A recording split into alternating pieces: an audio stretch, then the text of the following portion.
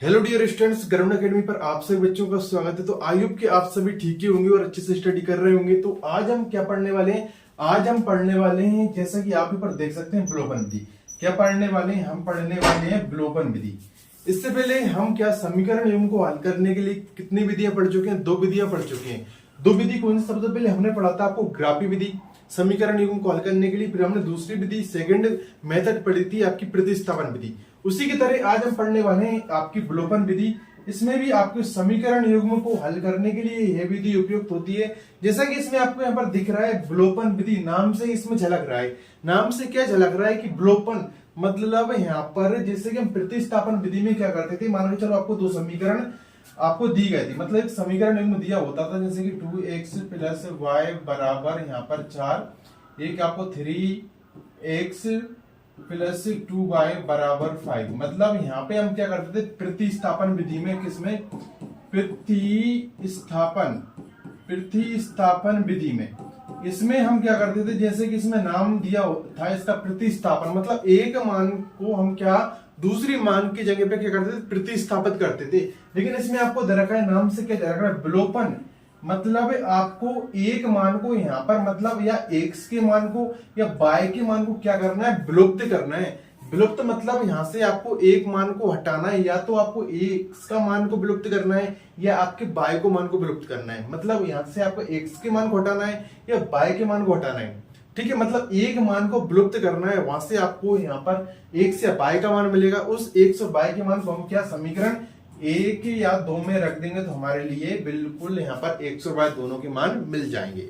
ठीक है, मतलब इसमें क्या करना है? एक मान को क्या करना है? विलुप्त करना है। ठीक है, तो इसी की तरह यहाँ पर आपने ये तो देख लिया।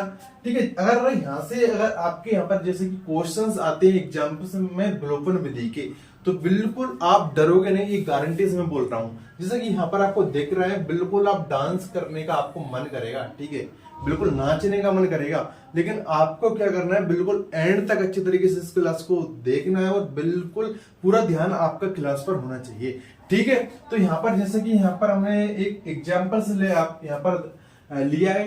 ठीक है, मैंने आपको थोड़े अलग अलग तरह की आपके एग्जाम्पल्स आपको बताऊंगा, जिससे आपके क्या सभी डाउट आपके क्लियर हो जाएंगे। ठीक है, बिल्कुल ध्यान से देखते रहना है। यहाँ पर अलग अलग तरह की एग्जांपल्स आपको बताऊंगा, जिसमें आपको सभी कंडीशन होंगी, किस तरीके से आप क्या कर सकते हैं, इनसे आप x और y के मान किस तरीके से निकाल पाएंगे।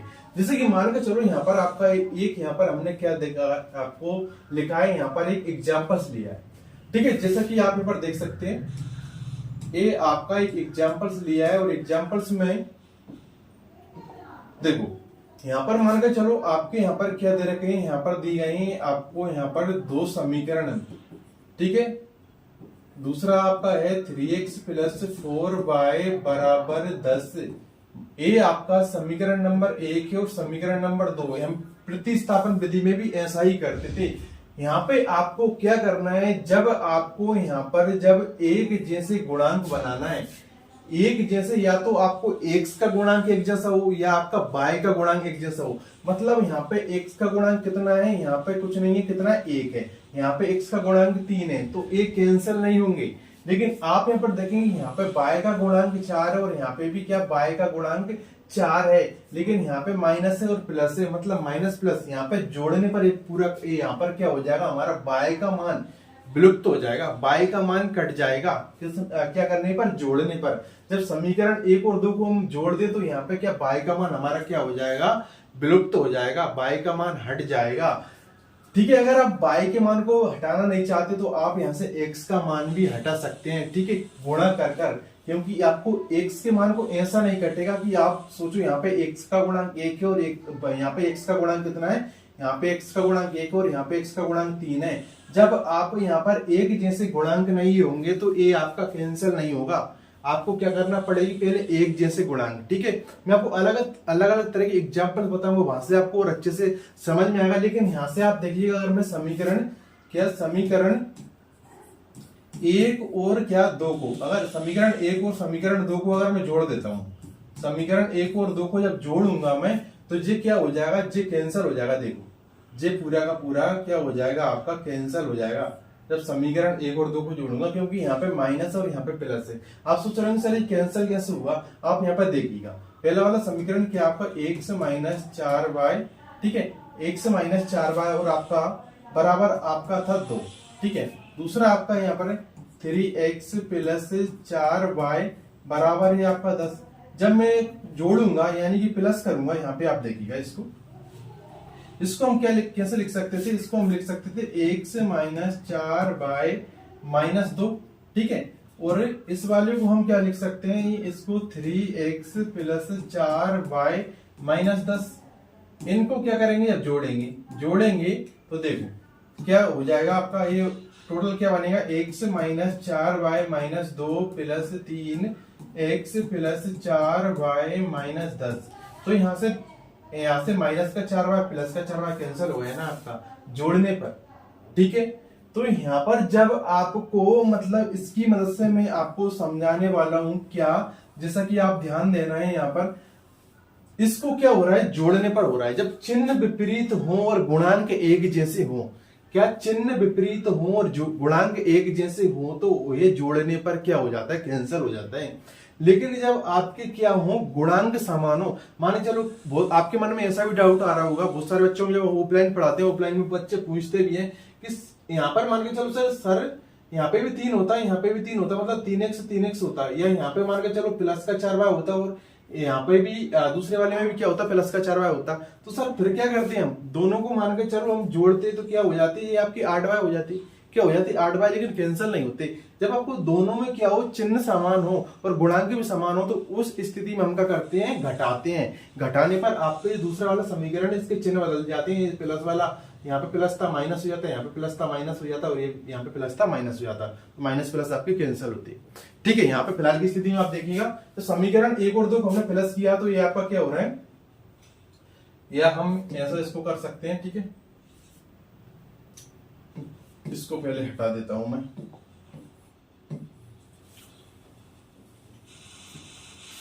देखो जब हमने समीकरण 1 और 2 को जोड़ने पर आपको किसको समीकरण, जब हमने 1 और 2 को जोड़ा, ठीक है, जोड़ने पर ए आपकी क्या होगा, ए आपकी कैंसिल होगा, तो आपका क्या बचा, x और 3x, यानी कि क्या बचा आपका बचा 4x, क्या बच रहा आपका 4x बराबर आपके 10 और 2 कितने हो जाएंगे, आपके 12, ठीक है। x बराबर आपके कितने हो जाएंगे, 12/4, कितने 12/4, ठीक है। तो ये आपका क्या बनेगा, 4 तिया 12, मतलब आपका x का मान कितना हो जाएगा 3, कितना x का मान आपका आ गया 3। इस x के मान को आप समीकरण 1 में रख दो या समीकरण 2 में रख दो। प्रतिस्थापन विधि में भी हम यही करते थे, जो हमारा मान आता था उसको समीकरण 1 में रख देते थे या समीकरण 2 में रख देते थे। लेकिन आप जो समीकरण 1 से मान निकालते थे रखते थे 2 में, अगर 2 से निकालते थे तो रखते थे किसमें, 1 में। तो इसको मान के चलो मैं किस में रख देता हूँ, समीकरण नंबर 1 में ही रख देता हूँ। समीकरण नंबर 1 में रखूंगा तो क्या बन जाएगा, x की जगह पे कितना रखना है आपको, 3 रखना है, कितना रखना है आपको, 3 रखना है, ठीक है।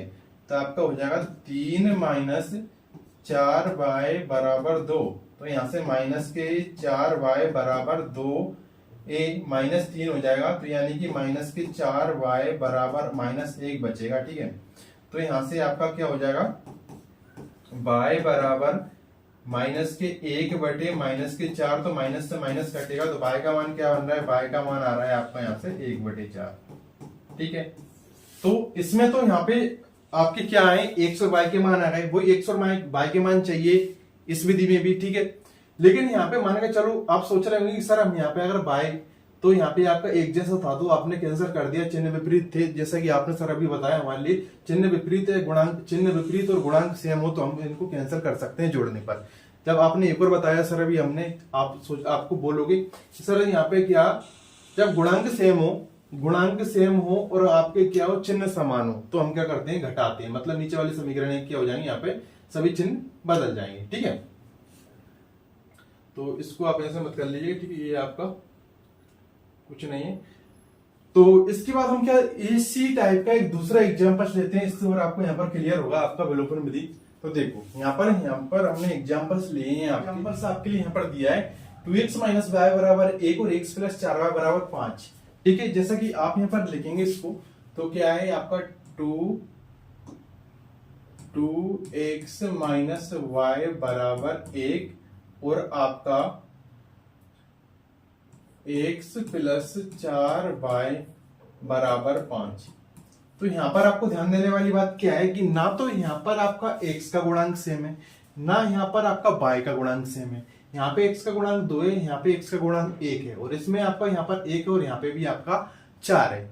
तो यहाँ पर कोई गुणांक सेम नहीं है। तो अब आप कैसे करोगे? सबसे पहले हमारे लिए क्या करना होता है कि अगर आपको x विलुप्त करना है, x विलुप्त करना है तो x का गुणांक सेम बना लो, y विलुप्त करना है तो y का गुणांक सेम बना लो। आंसर तो बिल्कुल सेम आता है, आंसर पे कोई फर्क नहीं पड़ता है। ठीक है, अगर मैं मान के चलो ये आपका एक समीकरण नंबर 1 है, ये आपका समीकरण नंबर 2 है। ठीक है, अगर मैं x का गुणांक यहाँ पर सेम बनाना चाहूंगा तो कैसे बना सकते हैं? अगर मैं यहाँ पर समीकरण नंबर 2 में 2 से गुणा कर दूं, किससे गुणा कर दूं? अगर इसमें मैं अगर समीकरण नंबर 2 में 2 से गुणा कर दूं तो क्या बन जाएगा? ये आपका 2x हो जाएगा, ठीक है, प्लस 8 बार बराबर 10 हो जाएगा। तो x का गुणांक सेम बन जाएगा। लेकिन आप सोच रहे हैं कि सर हम तो x को विलुप्त नहीं, पहले y को विलुप्त करना चाहते हैं। तो y को विलुप्त कर सकते हो, लेकिन अगर यहाँ पे आपका 4y और यहाँ पे भी आपको क्या बनाना पड़ेगी? 4y बनाना पड़ेगी। अगर इसमें आप किससे गुणा कर देते हो? अगर पहले वाले में अगर आप 4 से गुणा करोगे तो ये आपका 4y बन जाएगा। ठीक है, चिन्ह अपोजिट है तो जोड़ने पर काम हो जाएगा, चिन्ह समान होते तो फिर घटाने पर होता। ठीक है, लेकिन मैं आपको एक सिंपल, इससे भी एक अच्छा क्या बताता हूं, एक आपको लॉजिक बताता हूं। और अगर आपने इसको सीख लिया और बिल्कुल आपको ध्यान में आ ही जाएगा और बिल्कुल आपके दिमाग में बैठ जाएगा, अगर आप ध्यान से देखोगे तो बिल्कुल आपको सोचने की भी नहीं जरूरत नहीं पड़ेगी और आसानी से आप विलोपन के विधि के जो जितने भी क्वेश्चन से आप आसानी से बना लोगे। लॉजिक क्या है? मान के चलो अगर आप यहाँ पर मान के चलो यहाँ पर आप बाय को, यहाँ पर आप बाय के मान को एक जैसा बनाना चाहते हो, तो अगर बाय को आप क्या करना चाहते हो? बाय के गुणांक सेम करना चाहते हो और बाय को विलुप्त करना चाहते हो, तो बाय के गुणांक देख लो। बाय के गुणांक देखने के बाद आपका यहाँ पर जो बाय का यहाँ पर समीकरण नंबर 1 में गुणांक है ना, उसका गुणा दूसरे वाले में कर दो, और दूसरा गुणांक है ना, दूसरे का गुणा कहां पे कर दो? पहले वाले में कर दो।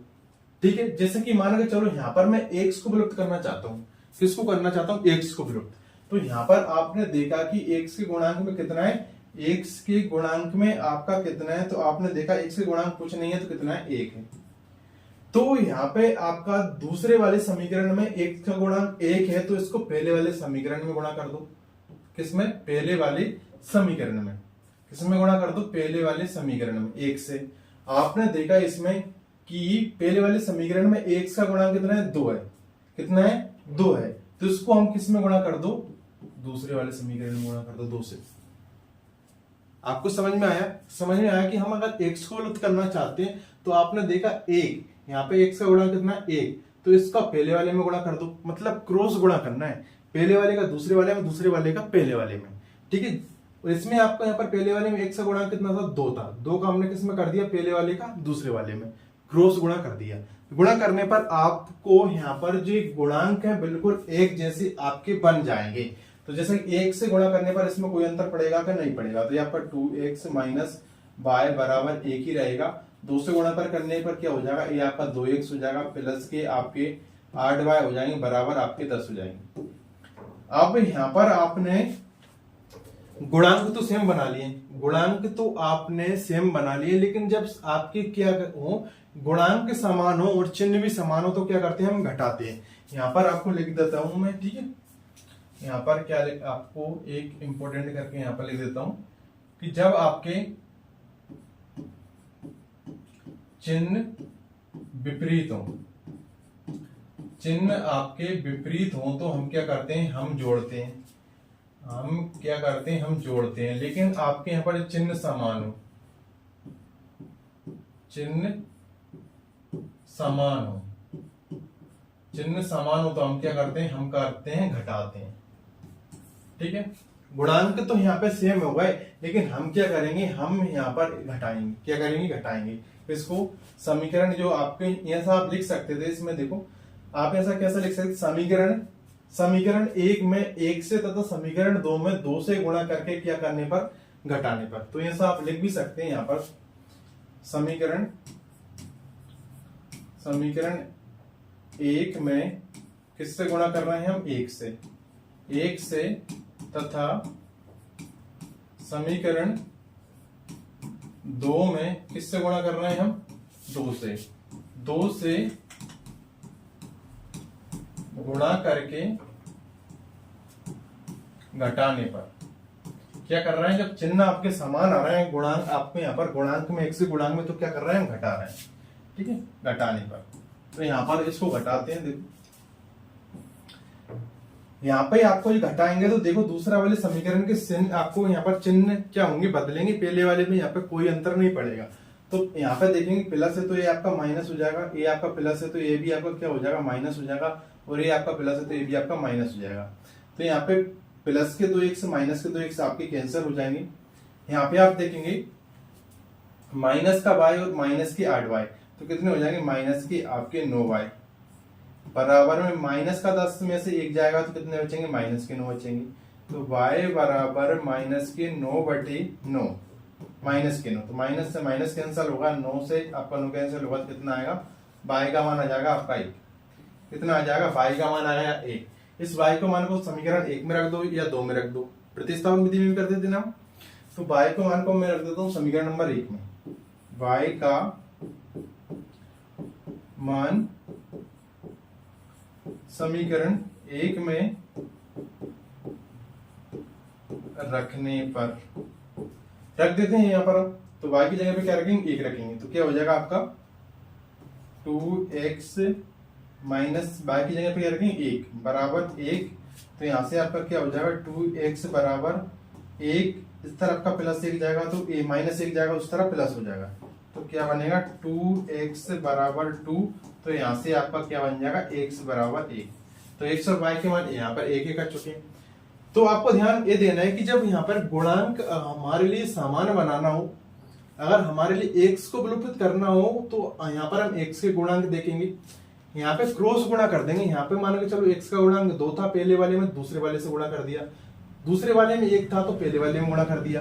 अगर आप y को विलुप्त करना चाहते हैं तो y के गुणांक देख लो और क्रॉस गुणा कर दो, ठीक है।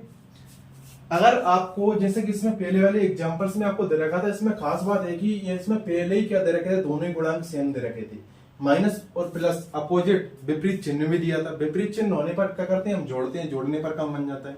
अगर माना दोनों माइनस माइनस होता है, दोनों प्लस प्लस होता, तो जब गुणांक सेम दिए होते और चिन्ह भी समान दिए होते तो हम क्या करते, चिन्ह समान पर हम क्या कर देते, घटा देते हैं, ठीक है। लेकिन आपको यहाँ पर दूसरे वाले एग्जांपल्स मैंने क्यों लिया ऐसा, क्योंकि यहाँ पर सभी में गुणांक अलग अलग थे और इस की मदद से इस टाइप से हम क्या कर सकते हैं, गुणांक समान बना सकते हैं, वो भी बिना सोचे।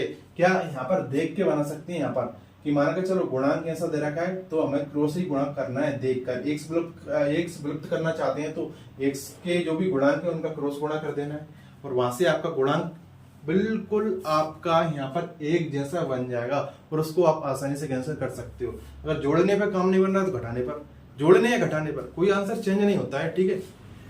तो अब हम क्या बढ़ते हैं, हमारे यहाँ पर एक क्वेश्चन दे रखा है, बहुत बढ़िया क्वेश्चन है। यहाँ से आपको और कुछ थोड़ा एक्स्ट्रा सीखने को मिलेगा। एक बार आप इस क्वेश्चन को पढ़ लीजिएगा। क्वेश्चन नहीं मतलब एक तरीके से आपका क्या, उदाहरण नंबर 8 उदाहरण है आपका, क्या ये आपका एक उदाहरण है। हमारी क्या चल रही, हमारी चल रही प्रश्नावली 3.3। क्या चल रही हमारी प्रश्नावली 3.3 चल रही है। कितनी चल रही प्रश्नावली 3.3। 3.3 में आपको क्या है, विलोपन विधि, क्या है, विलोपन विधि, ठीक है। लेकिन इसमें आप पढ़ोगे, इसमें इस क्वेश्चन में ऐसा कुछ नहीं दे रखा है, इसमें दे रखा है कि सिर्फ क्या करना है, हल करना है। आप विलोपन विधि से भी हल कर सकते हो, इसको प्रतिस्थापन विधि से भी हल कर सकते हो। इसमें दिया ही नहीं है, पूरे क्वेश्चन में पढ़ लो ना आप। दो व्यक्तियों की आय का अनुपात 9:7 है, क्या है, 9:7 है, और उनके खर्चों का अनुपात कितना है, 4:3 है। यदि प्रत्येक व्यक्ति प्रति महीने में 2,000 रुपए बचा लेता है तो उनकी मासिक आय ज्ञात करना है। क्या करना है, उनकी मासिक आय यानी कि महीने की क्या बताना है, आय बताना है। लेकिन इन्होंने नहीं बोला है कि आप किस विधि से सॉल्व करो, प्रतिस्थापन से कर लो, विलोपन से कर लो। लेकिन मैं आपको किससे बताऊंगा, यहाँ पर अगर हमारा 3.3 में चल रहा है तो विलोपन से बताऊंगा, क्योंकि मुझे आपको थोड़ा और एक्स्ट्रा बताना है जिससे आपको समझ में आएगा। प्रतिस्थापन विधि में तो हमने बहुत सारे सवाल भी करे हैं, ठीक है। तो इसको हम क्या करते हैं, देखते हैं। देखो इसमें क्या दे रखा है, पहले तो आपको क्या व्यक्तियों की आय का अनुपात दिया है। किसका दिया है, आपको आय का अनुपात दिया है। यहाँ पे क्या दिया है, आपको आय का अनुपात दिया है 9:7, 2 व्यक्ति हैं, ठीक है। इसके बाद उनको क्या दे रखा है, खर्चों का अनुपात क्या दे रखा है, उनके खर्चों का अनुपात दे रखा है आपको 4:3। कमाते किसमें, किस अनुपात में, 9:7 में। ठीक है, आय उनकी किसमें, आय उनकी है 9:7 में। खर्च किसमें कर रहे हैं, 4:3 में कर रहे हैं।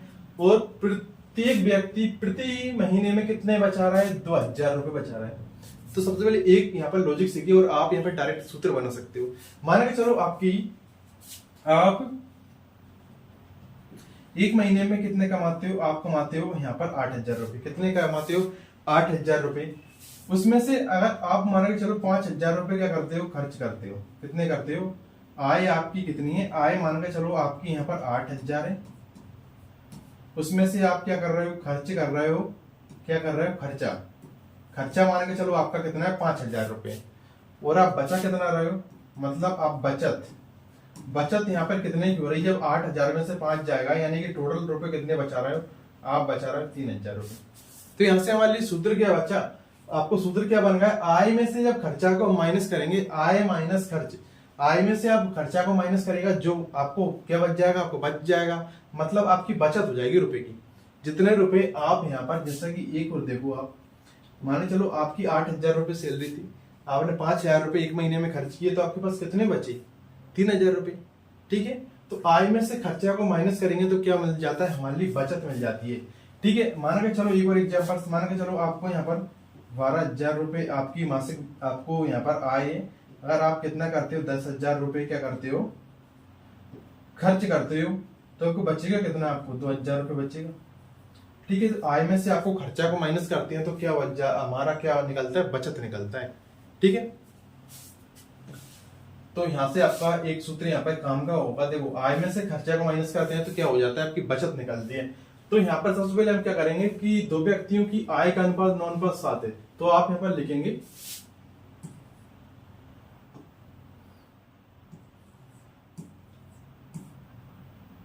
तो हल में माना पहले व्यक्ति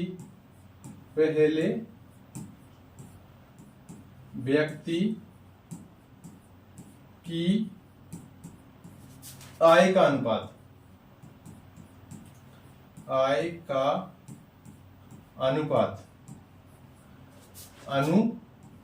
तो हम मान लेंगे, एक एज्यूम कर लेंगे, पहले व्यक्ति की आय का अनुपात 9:7 है, मतलब पहले की आय का अनुपात 9, दूसरे की आय का अनुपात कितना है, 7 है। तो पहले व्यक्ति की आय का अनुपात कितना है, 9x, तथा दूसरे व्यक्ति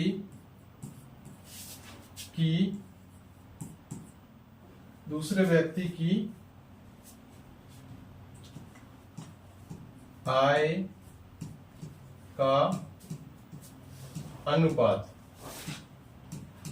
कितना है, आय का अनुपात है 7x। कितना है, 7x है। ठीक है, ये हमने मान लिया। क्या मान लिया कि माना पहले व्यक्ति की आय का अनुपात 9x है, तो दूसरे व्यक्ति की आय का अनुपात कितना है, 7x है। और एक और दे रखा है कि उनकी खर्चों का अनुपात कितना है, 4:3 में। खर्च कितने में करते हैं, 4:3 में वही करते हैं। तो आप लिखेंगे तथा माना पहले व्यक्ति के खर्चा या खर्च, ठीक, खर्चा का अनुपात, यहां पर हम क्या x तो मान चुके हैं, तो x तो हम मानेंगे नहीं, हम क्या मान लेते हैं, y मान लेते हैं।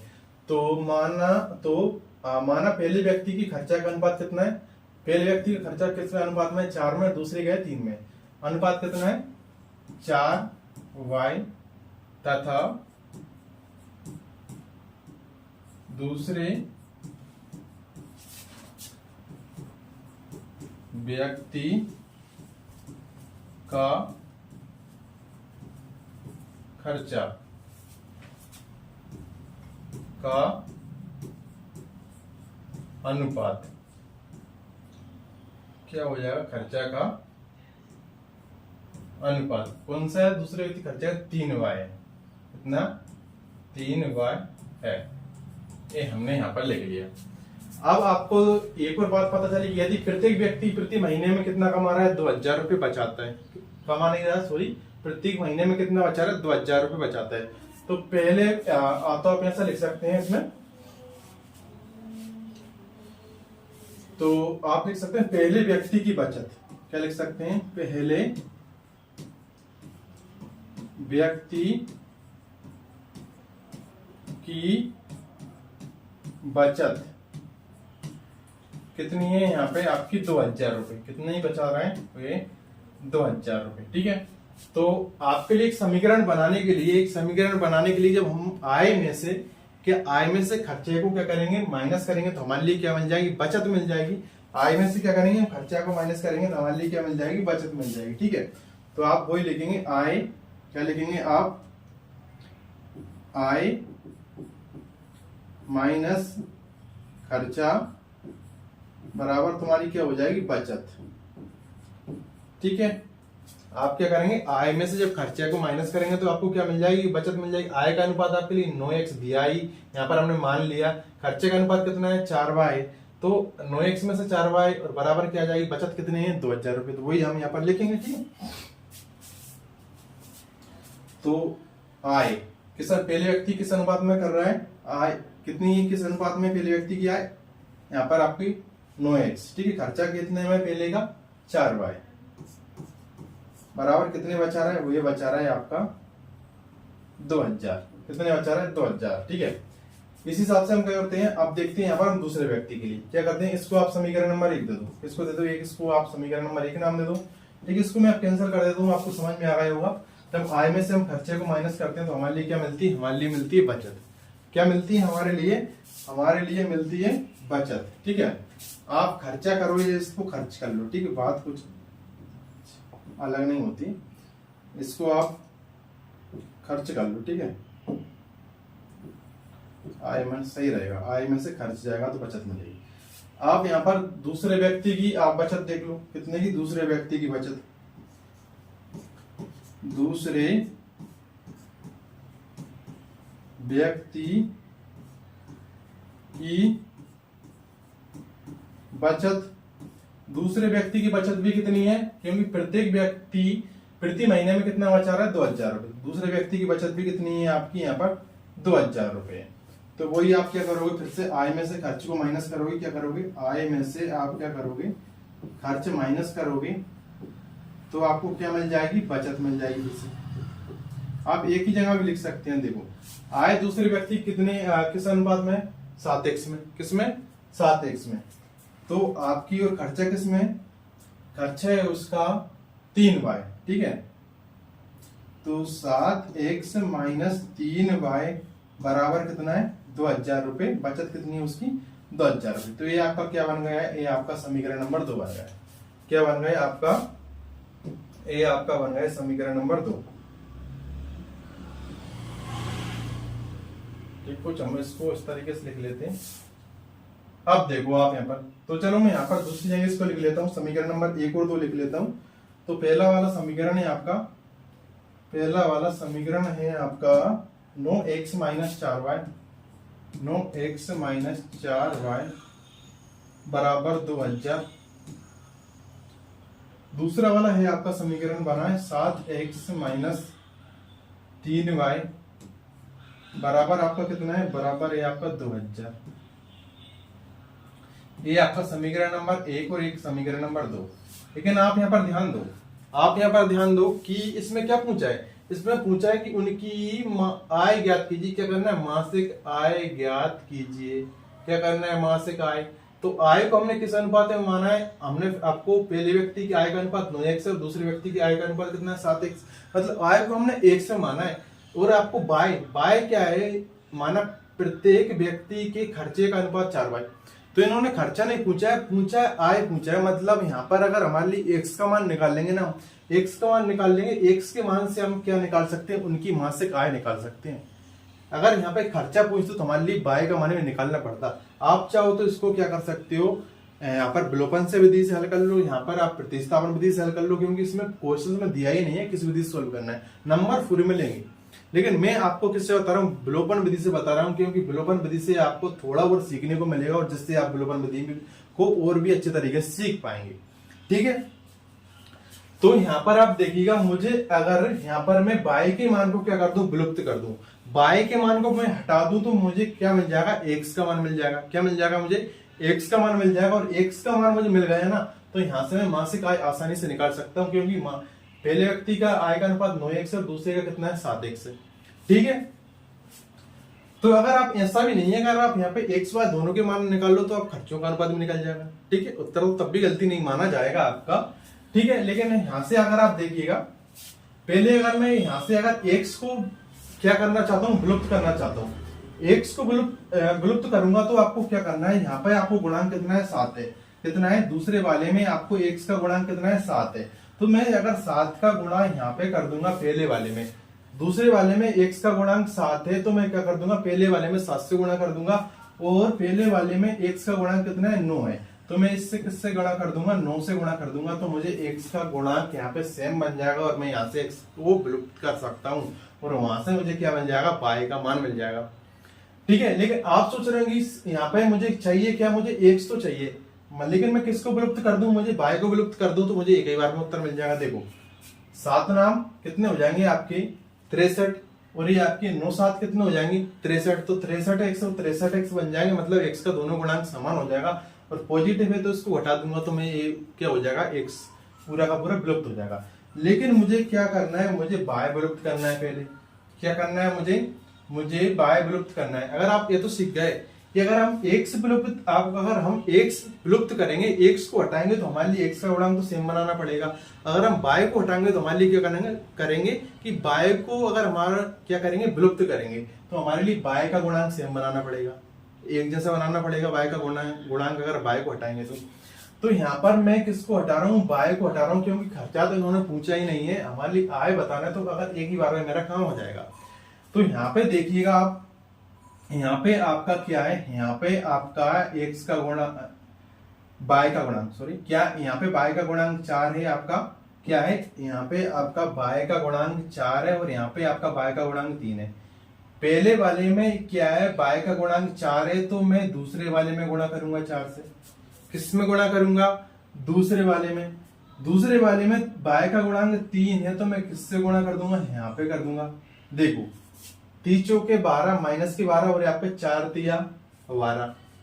ठीक है, 3 चौके 12 बाय बन जाएंगे और 4 से गुणा करूंगा, 4 तिया 12। यहाँ से बिल्कुल यहाँ पे देखकर हम आसानी से बिना सोचे यहाँ पे हम गुणांक सेम बना सकते हैं। अब तो आपको समझ में आ रहा होगा कि, तो आप सोच रहे होंगे जैसे कि सर आपने अभी हमारे लिए बताया कि अगर हम एक्स को विलुप्त करेंगे तो हम क्या करेंगे, एक्स को विलुप्त करेंगे तो हमारे लिए एक्स के गुणांक को सेम बनाना पड़ेगा। और एक्स के गुणांक हम सेम कैसे बना सकते हैं, हम क्रॉस गुणा करके बना सकते हैं।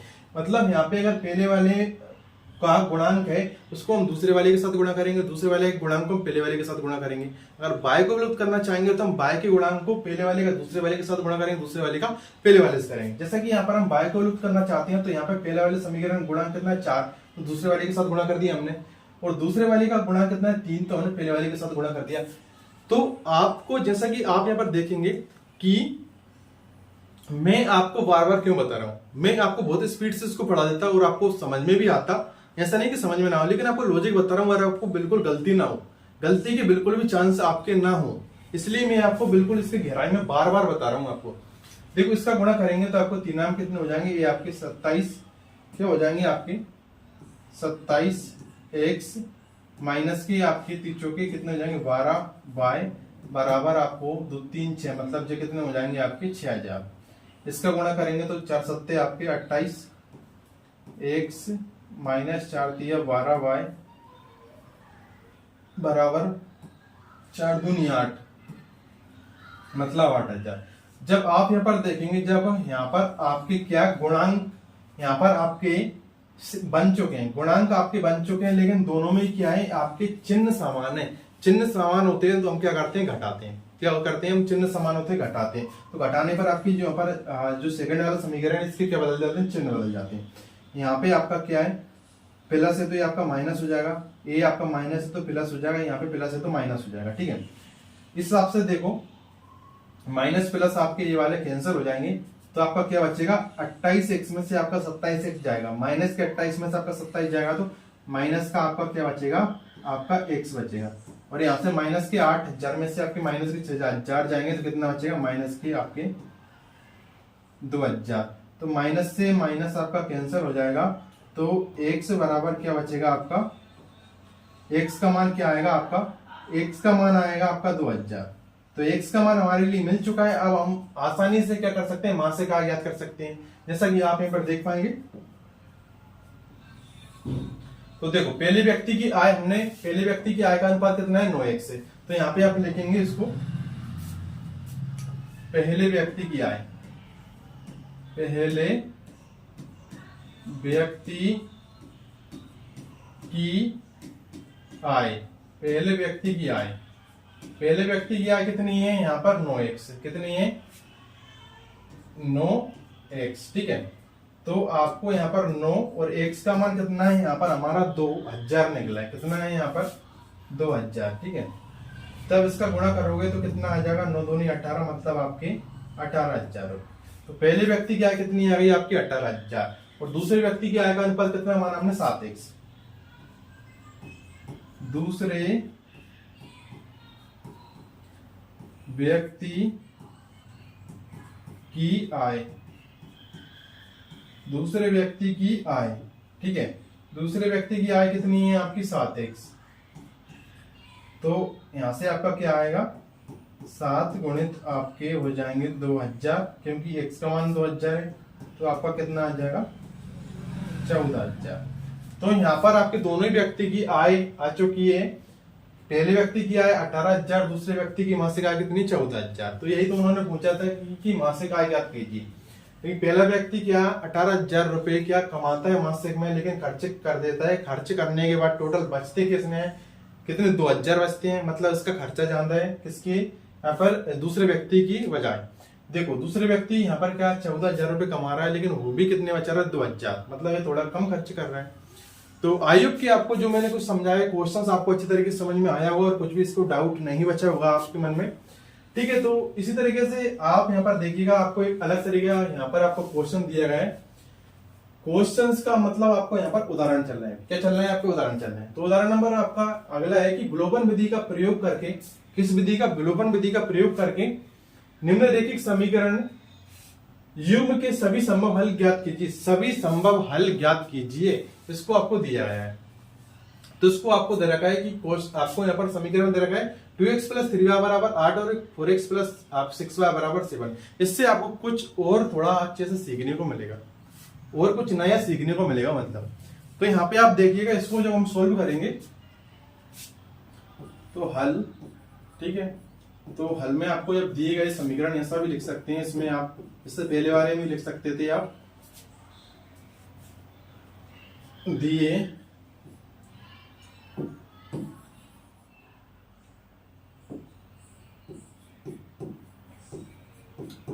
प्रश्न अनुसार दिए गए समीकरण या समीकरण युग्म में लिख लो, ठीक है। तो 2x + 3y बराबर 8 और दूसरा क्या दे रखा है 4x + 6y बराबर 7। तो यहां से आप x से y को क्या करोगे, विलुप्त करोगे, लेकिन इससे आपको कुछ नया सीखने को मिलेगा। देखो इसको मैंने क्या मान लिया, इसको मैंने समीकरण नंबर 1 मान लिया और इसको मैंने समीकरण नंबर 2 मान लिया। तो मान के चलो मैं x को विलुप्त करना चाहता हूं, तो x को विलुप्त करना चाहता हूं तो इसमें पहले वाले का गुणांक कितना है 4, तो सॉरी दूसरे वाले का गुणांक कितना है 4। तो मैं क्या करूंगा, पहले वाले के साथ गुणा करूंगा 4 का। पहले वाले का गुणांक किसका कितना है 2, तो मैं किसके साथ गुणा करूंगा दूसरे वाले के साथ, ठीक है। तो 4 दूनी कितने हो जाएंगे आपके 8x + 4 तिया आपके कितने हो जाएंगे 12y बराबर 8 चौके 32। मतलब मैंने 4 का गुणा कर दिया पहले वाले समीकरण में। दूसरे वाले समीकरण में किससे गुणा कर रहा हूं मैं, यहाँ पे 2 से कर रहा हूं। 2 चौके आपके 8x + आपके 12y बराबर आपके 7 दूनी 14, ठीक है। लेकिन यहाँ पे आप देखिएगा दोनों के यहाँ पर दोनों के गुणांक क्या, दोनों के गुणांक मतलब यहाँ पे आपके x का गुणांक भी सेम बना है और y का गुणांक भी सेम बना है। अगर इसमें चिन्ह भी आपके समान है, इसको जब क्या करोगे, आप क्या करोगे, इसको जब चिन्ह समानों से क्या करते हैं घटाते हैं। तो प्लस है तो माइनस, प्लस है तो माइनस, ये भी आपका माइनस। तो इससे ये वाला भी कैंसिल हो जाएगा, 8x से 8x और 12y से 12y। मतलब यहाँ पे आपका क्या बचा 0 बराबर 32 में से आपका 14 जाएगा, यानी 12 में से 4 जाएगा आपका, 12 में से 4 जाएगा 8 बचेगा, और 2 में से 1 जाएगा 1 बचेगा। तो ए क्या हो गया यहाँ पे, तो दोनों ही मान क्या हो चुके हैं, विलुप्त हो चुके हैं। आप क्या करते थे, हम क्या कर, अभी हम विलोपन विधि में क्या करते थे, एक मान को विलुप्त करते थे, लेकिन यहाँ पे दोनों ही मान कैंसिल हो चुके हैं। तो मतलब यहाँ पे 0 बराबर 18 आ चुका है। इससे पहले संगत असंगत में हमने सीखा था कि ये क्या है, गलत समीकरण है, ये आपका एक सही समीकरण नहीं है। अगर 0 बराबर 0 होता, 9 बराबर 9 हो जाता, 18 बराबर 18 हो जाता, तो दिया गया समीकरण क्या होता, सही होता। तो उसके क्या होते, अनंत हल होते हैं। इसके क्या होते हैं, जब क्या गलत समीकरण आता है, गलत इक्वेशन आता है, तो इसके क्या होते हैं, इसका कोई हल नहीं होता है। प्रतिच्छेदी में तो आप जानते हो क्या होता है, एक मान क्या हो जाता है हमारा, विलुप्त हो जाता है। तो आप यहां पर लिख दोगे ऐसा, इसमें आप इसमें लिख दोगे, ठीक है। तो आपको क्या लिख देना है इसमें,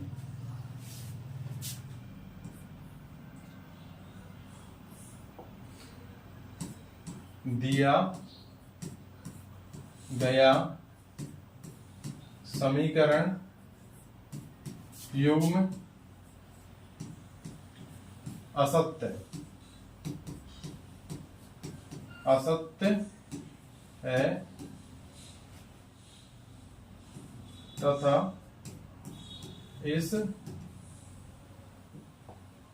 तथा इस समीकरण युग्म का कोई हल संभव ही नहीं है, ठीक है, संभव नहीं है। तो मान कैसे निकालोगे, दिए गए समीकरण युग्म असत्य है या गलत है, आप ऐसा दिए गए समीकरण युग्म असत्य है या आप असत्य गलत भी लिख लोगे, ठीक है। असत्य तथा इस समीकरण युग्म में कोई हल संभव नहीं है। यहाँ पे जब 1 और बाय दोनों ही कैंसिल हो चुके हैं, तो अब हम हल कैसे निकाल सकते हैं, हल तो निकाल ही नहीं सकते ना इसका। तो दोनों ही यहाँ पर हमारे कैंसिल हो चुके हैं, ठीक है। अगर यहाँ पे अब यहाँ पर सही वाला समीकरण बन जाता, 0 बराबर 0 होता है, 9 बराबर 9 होता है, 27 बराबर 27 होता है, 18 के बराबर होता है, तो हम लिख देते दिया गया समीकरण होंगे सत्य तथा इसके क्या हो जाएंगे, अनंत हल होंगे। ये कंडीशन कौन सी बनी है, ये आपकी बनी समांतर वाली, संपाती वाली में क्या होते हैं, अनंत हल होते हैं, ठीक है। लेकिन यहां पर आप देखिएगा, इसको एक और आपका बहुत अच्छा उदाहरण है आपका, इससे और आपको बहुत कुछ अच्छे से सीखने को मिलेगा, ठीक है, बहुत कुछ सीखने को इससे आपको मिल जाएगा। जैसा कि आप यहाँ पर देखिएगा, इसको पढ़ लो एक बार। 2 अंकों की एक संख्या एवं उसके अंकों को उलटने पर, क्या 2 अंकों की एक संख्या है और उसके अंकों को उलटने पर बनी संख्या का योग कितना है, 66 है।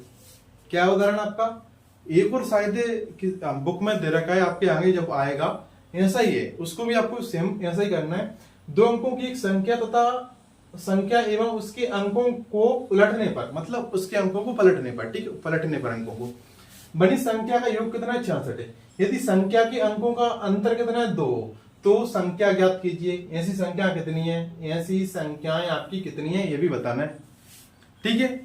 तो सबसे पहले तो हम इस टाइप के क्वेश्चन को कैसे सोल्व करेंगे, सबसे पहले तो आप यहाँ पर कुछ समझ लीजिएगा।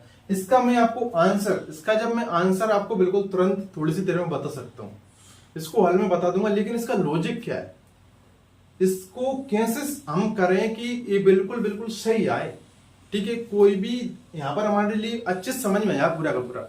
आंसर तो हर कोई बता देगा इसका कि इसमें कैसे करना है, आपको बुक्स में भी दे रखा होता है कि इसको 10x + y मान लो, 10y + x मान लो, लेकिन इसका लॉजिक क्या है एक्चुअली। तो जैसा चलो यहाँ पर हम देख लेते हैं, मान के चलो यहाँ पे आपकी 2 अंकों की संख्या कितनी है, यहाँ पर 14 है, ठीक है। उसको हम पलटेंगे, तो इसको हम पलटेंगे, कितनी हो जाएगी, 41। यहाँ पे आप 2 अंकों की संख्या कोई सी भी ले सकते हैं, जैसे कि मान के चलो आपके यहाँ पर, लेकिन उसका क्या इन्होंने बोला है, अंतर 2, लेकिन यहाँ पे अंतर तो कितना आ रहा है, 3 आ रहा है, कितना आ रहा है, 3 आ रहा है। जैसे कि 2 अंकों की संख्या बहुत सारी है, ठीक है। तो जैसा कि यहाँ पर आप देखेंगे कि मान के चलो यहाँ पर संख्या, एक आपकी संख्या यहाँ पर कितनी है, 14, ठीक है, कितनी 14। एक यहाँ पे ले लो मैं 16, एक यहाँ पे मान के चलो 16 के अलावा यहाँ पे 26, ठीक है, एक यहाँ पे 37 ले लें, देखो 14 को मैं लिख क्या सकता हूँ, 16 को मैं लिख क्या सकता हूँ, 26 को, 37 को। तो आप यहाँ पर देखेंगे हमारा 14 है, 14 इकाई के अंक पे, यानी कि इकाई के अंक के साथ यहाँ पर हम ऐसा कैसा लिखेंगे, दहाई के अंक पे आपका कितना है, 1 है, दहाई के अंक पे आपका कितना है, 1 है। तो मतलब मैं 1 का 10 से गुणा करूं और मैं 4 यहाँ पे प्लस कर दूं, 10 और 4 कितने हो जाएंगे आपके 14। मतलब इसको मैं ऐसा लिख सकता हूँ, 14 को 10 जो हमारे दाई के अंक के साथ किससे गुणा करके, 10 से गुणा करके मैं लिख सकता हूँ इसको। तो 10 और 4 कितने हो जाएंगे आपके 14। या फिर मैं इसको देखो ऐसा भी लिख सकते हैं, ठीक है, 1 को आप 10 से गुणा करोगे, 10 से 1 को 10 को 1 से गुणा करो, अंतर नहीं पड़ेगा, तो 10 गुणित 1 प्लस 4, ठीक है, दाई के अंक को किससे गुणा कर रहे हैं, 10 से। तो आपका हो जाएगा 10 प्लस 4 हो जाएगा, क्या हो जाएगा आपका 10 प्लस 4 हो जाएगा। 16 को क्या लिख सकते हैं हम, 16 को लिख सकते हैं इकाई के अंक का आपका 6 आएगा, दाई के अंक को किससे गुणा करना है, आपको 10 से गुणा करना है। तो ऐसा लिख सकते हैं 10 प्लस 16, 10 प्लस 6 कितने हो जाएंगे 16। 26 को क्या लिख सकते हैं, 6 प्लस आपके दहाई के अंक को किससे गुणा करेंगे हम, 10 से गुणा करेंगे, 10 दूनी 20 प्लस 6 कितने हो जाएंगे 26। 37 को हम क्या लिख सकते हैं, इकाई का अंक कैसा कैसा, दहाई के अंक को हम क्या करेंगे 10 से गुणा करेंगे, 10 दिया 30 प्लस 7 कितने हो जाएंगे 37। माने चलो एक संख्या आपकी कितनी है, एक्स वाई, एक्स वाई को हम क्या लिख सकते हैं, इकाई के अंक पे क्या है वाई है, प्लस दाई के अंक पे क्या है आपका एक्स है। तो दाई के अंक को किससे गुणा करेंगे हम, एक्स से गुणा करें, एक्स को किससे गुणा करेंगे हम, मतलब यहाँ पे दाई का जो अंक है किससे गुणा करेंगे हम, 10 से गुणा करेंगे। तो इसको हम क्या लिख सकते हैं, इसको हम लिख सकते हैं 10 एक्स प्लस वाई, क्या लिख सकते हैं इसको 10 एक्स प्लस वाई, ठीक है। इस हिसाब से, क्योंकि यहाँ पर आपको बताऊंगा कि इस हिसाब से जैसे कि मैंने पूरा आपको बताया, तो इसको जब 14 को हम ऐसा लिख सकते हैं तो एक्स वाई को भी ऐसा लिख सकते हैं, ठीक है। इसको अंकों को उलटने पर, मतलब यहाँ पे एक्स वाई की जब अंक में पलटूं, यहाँ पे पलटेंगे तो वाई एक्स को क्या लिखेंगे एक्स। अब यहाँ पे एक्स किसके स्थान पर आ चुका है, इकाई के स्थान पर, दाई के स्थान को किससे गुणा करेंगे 10 से। तो आपको क्या हो जाएगा 10 इंटू वाई, मतलब आपका क्या हो जाएगा 10 वाई प्लस एक्स, ठीक है। तो जब हम एक्स वाई को 10 एक्स प्लस वाई लिख सकते हैं, वाई एक्स को हम लिख सकते हैं 10 वाई प्लस एक्स, ठीक है। लेकिन यहाँ पे आपको दे रखा है कि मान चलो एक संख्या है एक्स वाई, क्या है एक्स वाई, और इसके अंकों को उल्टेंगे तो क्या हो जाएगा वाई एक्स, और इनका योग कितना है 66 है। तो यहाँ पे देखो सब कुछ पूरा का पूरा कचरा होने वाला है, यहाँ पे बिल्कुल यहाँ पे मतलब ही सब कुछ उल्टा हो जाएगा। यहाँ पे आपका एक्स वाई, यहाँ पे आपको क्या दिख रहा है कि यहाँ पे गुणांक में, किसमें गुणांक में, आपने तो पहले सोचा देखो एक्स वाई या बाई एक्स, एक्स वाई या बाई एक्स, मतलब है तो X Y by X, by X को भी क्या लिख सकते हैं एक्स वाई, मतलब आपका ये 2x वाई हो जाएगा बराबर 66 हो जाएगा। तो आपका एक्स वाई बराबर कितना 66/2, तो ये कितना हो जाएंगे एक्स वाई बराबर कितना आएगा आपका 33 आएगा। ये सब कुछ तो पूरा का पूरा आपका क्या गलत है, इसका तो पूरा उल्टा ही निकल रहा है। मतलब यहाँ पे क्या निकल रहा है आपका एक्स वाई, मतलब ये क्या है गुणांक में, मतलब एक्स और वाई का क्या हो रहा है गुणा हो रहा है। लेकिन यहाँ पे क्या दे रखा है, दो अंकों की एक संख्या है, क्या दो अंकों की एक संख्या है, लेकिन वह गुणांक में नहीं है। क्या बताओ आपका ये 14, क्या 14 1 इंटू 4 है क्या, 1 इंटू 4 तो 4 होता है, क्या 14 1 इंटू 4 है, नहीं है, दो अंकों की। जब भी आपके ऐसे आए तो ऐसा तो नहीं है कि आपने पहले पढ़ा है पहले से कि जब दो इस तरीके से हो मतलब ये किसमें गुणा में, लेकिन आप ऐसा नहीं लिख सकते इसको, इसको गुणांक में नहीं लिख सकते। अगर एक्स वाई आपने कर लिया ना, मान लिया ना, पूरा गलत हो जाएगा, क्योंकि सभी को क्या दिख रहा है, तो ये सभी गुणा में, किसमें गुणा में। जब एक्स वाई आएगा तो हम लिखेंगे कैसे 10x प्लस वाई लिखेंगे हम, बिल्कुल इसी लॉजिक के हिसाब से यहाँ पर हमने जो लिखा इसके हिसाब से 10x प्लस वाई हम एक्स वाई को लिख सकते हैं, बाई एक्स को हम क्या लिख सकते हैं 10 वाई प्लस एक्स लिख सकते हैं।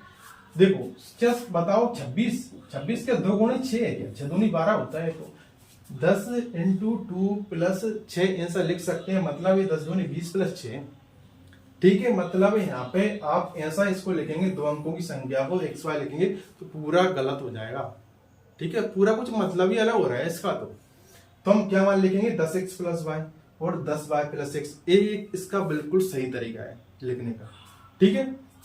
तो आपको पूरा का पूरा लॉजिक समझ में आ गया होगा कि एक्स वाई की जगह हम क्या लिखेंगे 10x प्लस वाई, और इसको बाई एक्स पे क्या लिखेंगे 10 वाई प्लस एक्स, ठीक है। इसका आंसर मैं आपको अगर बताना चाहता होता तो मैं आपको डायरेक्ट बता देता कि 10x प्लस वाई ऐसा लिख लो, इसको आप 10 वाई प्लस 10y+x लिख लो और इससे आपको क्या दो समीकरण बनेंगे, फिर इसके जोड़ने पर क्या आपका 66 आ जाएगा। सब कुछ अंतर क्या है, लेकिन आपको आना तो चाहिए कि कैसे लिख सकते हैं इसको, ठीक है। तो ये आपका पूरा का पूरा ऐसा था, इसको हम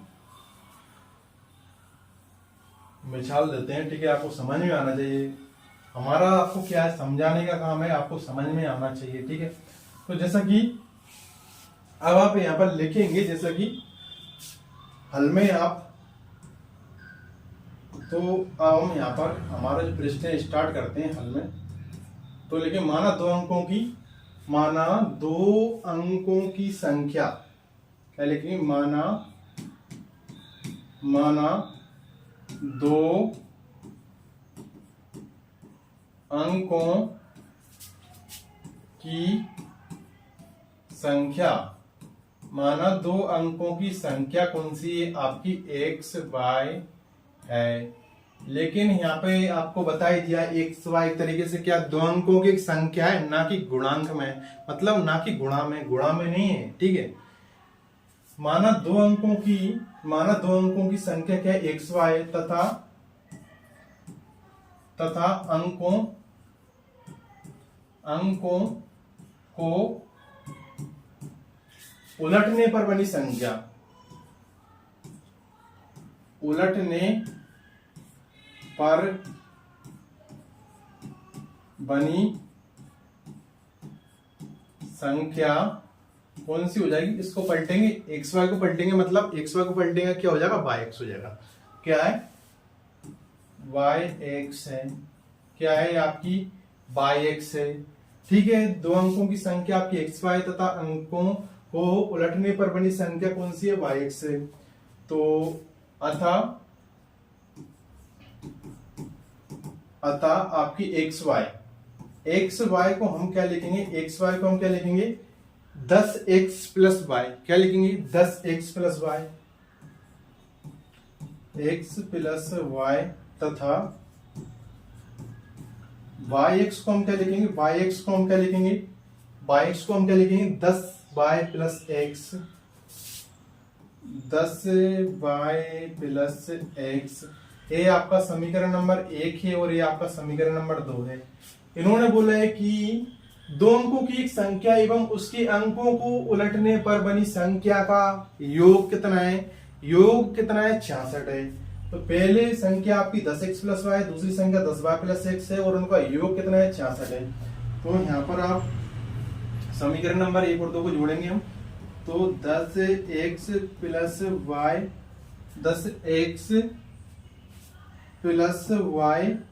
ठीक है। और एक संख्या कौन सी है आपकी 10y+x, उनका योग मतलब प्लस करने पर योग कितना है, 66 है, ठीक है। तो इसको देखते हैं क्या समीकरण बनेगा, इसको सोल्व करने पर। तो क्या है आपका 10x+y प्लस आपका 10y+x बराबर आपका 66, ठीक है। इसको मैं अब हटा देता हूं, ये आपको समझ में आ ही गया है, ठीक है।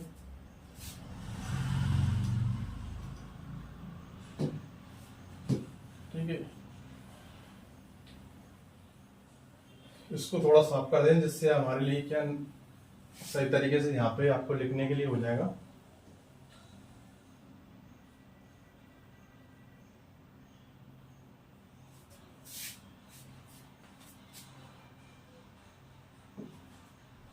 अब देखो यहां से आपका 10x क्या है, यहां से आपका 10x और 1x कितने हो जाएंगे आपकी 11x, 10y और 1y कितने हो जाएंगे आपकी 11y, बराबर में क्या आ जाएगा आपका 66।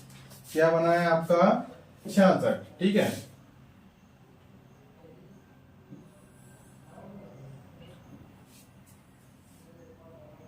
देखो यहां से आपका क्या बनेगा, यहां से अगर मैं क्या लेता हूं, यहां से अगर मैं 11 कॉमन ले लेता हूं, कितना 11, तो अंदर क्या बचेगा हमारा x+y बराबर में आपके 66, ठीक है। तो यहां से आपका क्या बनेगा x+y बराबर 66 और बटे में क्या पहुंच जाएंगे 11, तो 11 6 आपके 66, मतलब यहां से आपका क्या बनेगा x+y एक्स प्लस वाई बराबर कितने 6। ये आपका क्या बन जाएगा समीकरण नंबर 3। क्या बन जाएगा समीकरण नंबर 3। अब यहां पर हम आगे बढ़ते हैं। क्या यदि संख्या के अंकों का अंतर कितना है 2 है। क्या है अंतर 2 है, लेकिन अंतर के लिए भी आपके कितने केस बनेंगे 2 केस बनेंगे, क्योंकि यहाँ पे अंतर 2 है दोनों संख्या का। क्या है दोनों संख्या का अंतर आपका 2 है। मान के चलो एक संख्या आपकी यहाँ पर 87 है, 87 है और इसका क्या पलटेंगे तो मतलब क्या है 78। इनके अंतर कितना है यहाँ पे मान के चलो, या फिर आप इसको ऐसा लिख लो क्योंकि इसका अंतर दोनों का एक हो रहा है। मान के चलो एक संख्या आपकी यहाँ पर कितनी है 57 है, दूसरी संख्या आपको पलटेंगे कितनी हो जाएगी 75 है। इसका अंतर कितना है 2 है।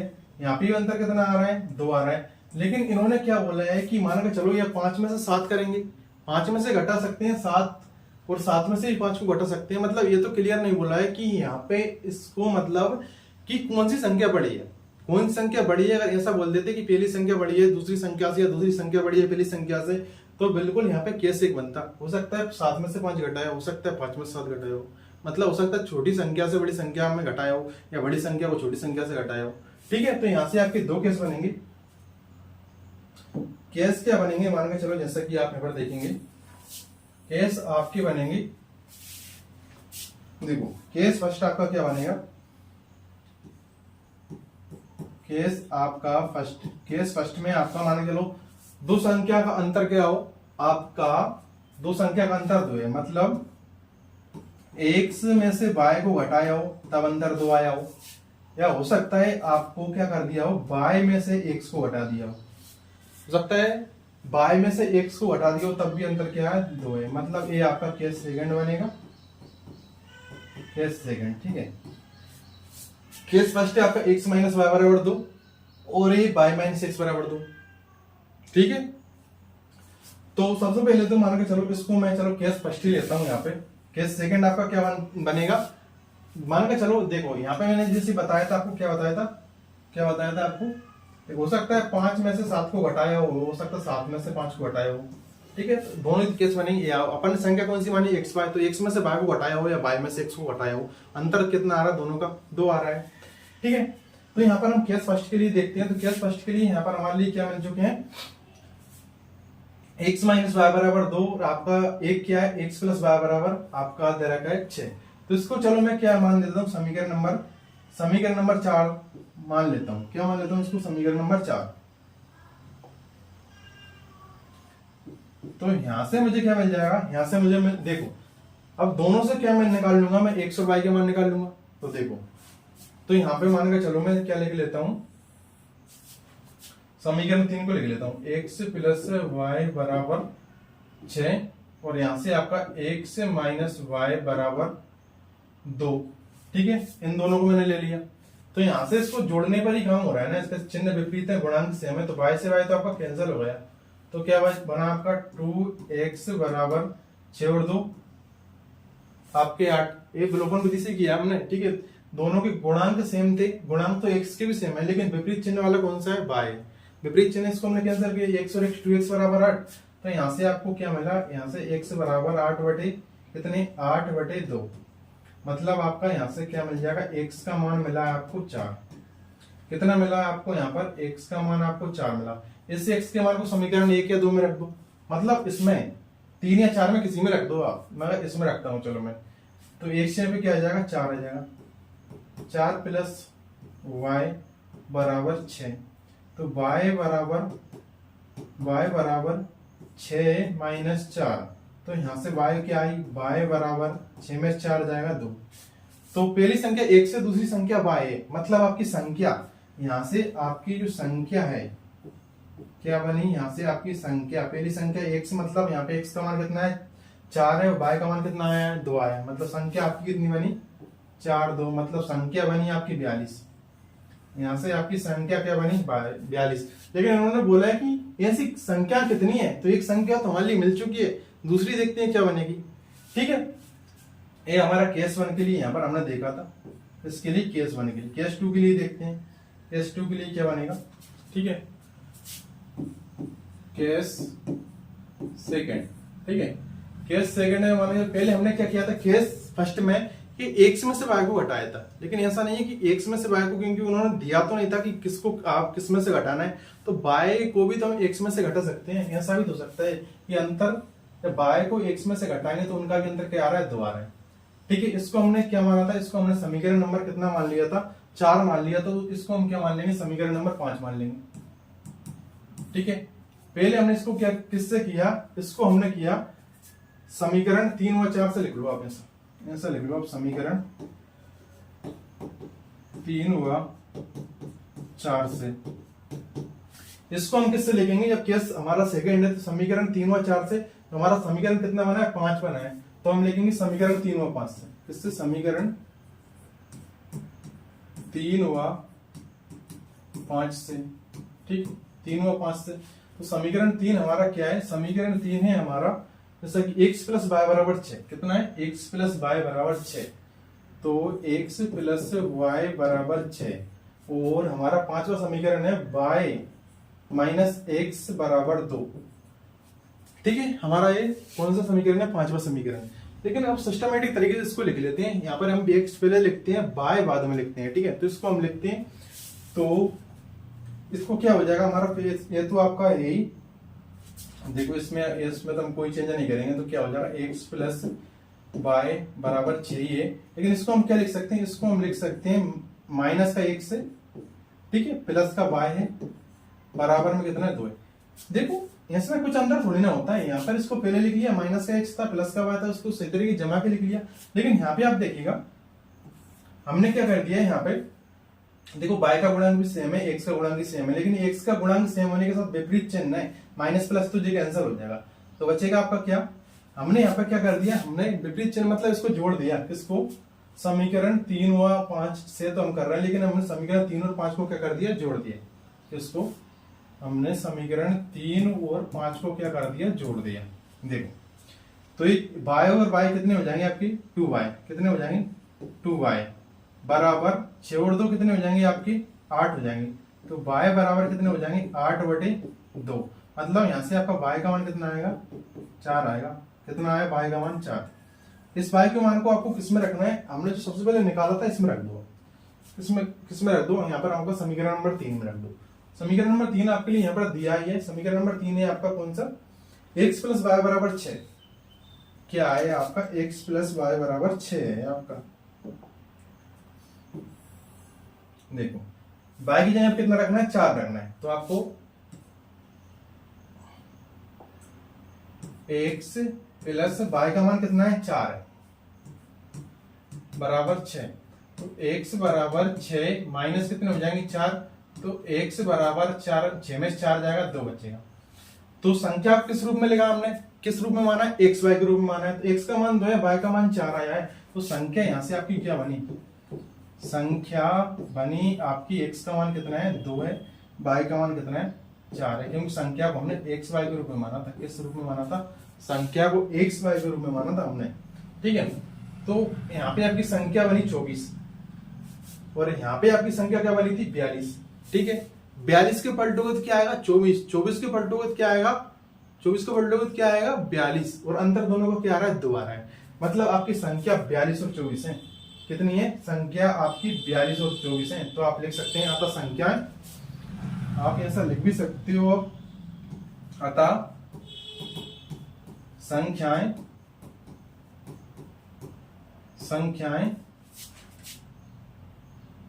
24 और 42 हैं। तो ये थे आपके एग्जाम्पल्स, और मैंने आपको जितने भी आपके तरीके हो सकते थे, आपके अलग अलग यहाँ पर जो भी एग्जाम्पल्स के जरिए मैंने आपको बताया किस तरीके से आप कैसे इसको कर सकते हैं। जब आपका गुणांक सेम हो तो किस तरीके से कर सकते हैं, गुणांक अलग अलग हो तो उनको गुणांक सेम बनाकर आप किस तरीके से सोल्व कर सकते हैं। तो आई होप के आपको आज की क्लास हेल्पफुल लगी होगी। आपको जो आज मैंने बताया ना, इसको आपको अच्छी तरीके से रिवीजन कर लेना है, क्योंकि हम आगे क्या पढ़ने वाले हैं आपकी अगली क्लास में। हम यहाँ पर हम करने वाले हैं क्वेश्चंस, प्रश्नावली आपके 3.3 के आपके क्या करेंगे, हम अगली क्लास में करेंगे क्वेश्चन। ये सभी क्वेश्चन से ये आपको किससे करना है, ब्लूबर्न विधि सोल्व करना है। ठीक है, अच्छी तरीके से रिवीजन कर लेना है। आई होप कि सब कुछ आपको समझ में आया होगा। वैसे अगर इसके बाद भी आपको कुछ भी डाउट बचता है तो आप बिल्कुल बकायदा हमें व्हाट्सएप पर आप बिल्कुल नोट करके डाउट भेज सकते हैं, आपके डाउट बिल्कुल क्लियर करवा दिए जाएंगे, ठीक है। और आप हमसे कांटेक्ट कर सकते हैं, अगर आपको कुछ भी दिक्कत हो तो भी बिल्कुल बाकायदा हमें कांटेक्ट कर सकते हैं व्हाट्सएप पर, ठीक है। तो ये आपका क्या चल रहा है, ये हमारा अभी आपको लाइव बैच पर अभी हो, किस पर हो आप, लाइव बैच पर, ठीक है, लाइव बैच, ठीक है। लाइव बैच में आपको सभी यहाँ पर क्लास लगभग चल रही हैं, ठीक। इंग्लिश की क्लास बहुत जल्द स्टार्ट हो जाएगी और हिंदी की क्लास आपकी बहुत जल्द स्टार्ट हो जाएगी, ठीक है। तो अगर आप इसको क्या है, इसको मैं क्या करने वाला हूँ, इसको यूट्यूब पर भी क्या करने वाला हूँ, इसको पब्लिक करने वाला हूँ, इस क्लास को यूट्यूब पर भी देने वाला हूँ। अगर आप क्या करना चाहते हो, अगर आप लाइव बैच में ज्वाइन होना चाहते हो, अगर यूट्यूब पर इस क्लास को कुछ बच्चे देख रहे हैं, तो आप इस नंबर पर क्या कर सकते हैं, कॉन्टेक्ट कर सकते हैं 6267865662, या आप इस पर कॉन्टेक्ट कर सकते हैं 8878775008, ठीक है। आप इन दोनों नंबर्स पे क्या कर सकते हैं, कॉल कर सकते हैं, ठीक है। और आप मैसेज भी कर सकते हैं, ठीक है। तो मिलते हैं नेक्स्ट क्लास में।